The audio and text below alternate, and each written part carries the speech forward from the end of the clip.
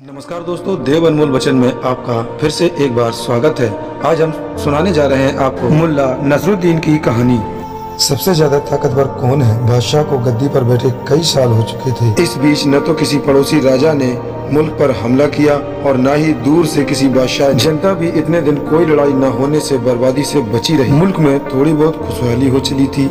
यूं भी दो राज्यों की जंग से सबसे ज्यादा असर उस देश की जनता पर ही पड़ता है जिस पर दूसरे देश की सेना हमला करती है। यदि कोई राजा हमला करता था तो अपने देश का बादशाह लड़ाई के खर्च की भरपाई करने के लिए जनता से ज्यादा कर वसूल करने लगता था। फौज के लिए खाना खुराक का खर्च भी जनता से ही वसूल किया जाता था।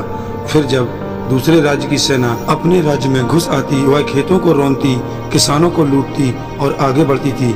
और जब वह सेना लौट जाती थी तो मुल्क का बादशाह इस नाम पर नए नए टैक्स जनता पर लगा देता कि सेना पर बहुत ज्यादा खर्च होने के कारण मुल्क का खजाना खाली हो गया है। इन तमाम हालात में हर लड़ाई में जो सबसे ज्यादा घाटे में रहते थे वे मुल्क के आम लोग थे, जिन्हें इस बात से कोई फर्क नहीं पड़ता था कि मुल्क की गद्दी पर कौन बैठ रहा है। अब कई साल से किसी बादशाह ने उस मुल्क के बादशाह को कोई चुनौती नहीं दी थी, तो बादशाह को यह गलतफहमी हो गई कि वह चूंकि दुनिया में सबसे ज्यादा ताकतवर बादशाह है, इसलिए उससे लड़ने की कोई हिम्मत नहीं करता। इसी खुशफहमी के साथ बादशाह के दिमाग में एक शक भी घर कर रहा था कि क्या वाकई दुनिया में सबसे ज्यादा ताकतवर बादशाह नहीं है। अपने इस शक को दूर करने के लिए उसने खोजा सेवाएं लेने का निश्चय किया।